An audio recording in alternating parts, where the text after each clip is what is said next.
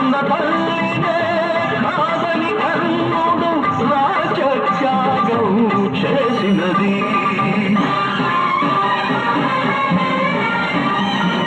కన్న కొడుకునే కాదని లేని కన్నీటిని దిగమింగుతున్నది.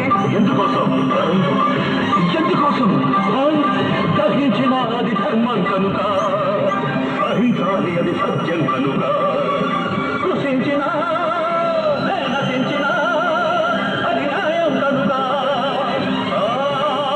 న్యాయమే నా దైవం కనుక. సత్యానికి న్యాయానికి జరిగిన ఈ సమరంలో, ధర్మానికి రక్తానికి జరిగిన సంగ్రామంలో కడుపు తీపికి కట్టుబడని తీర్పు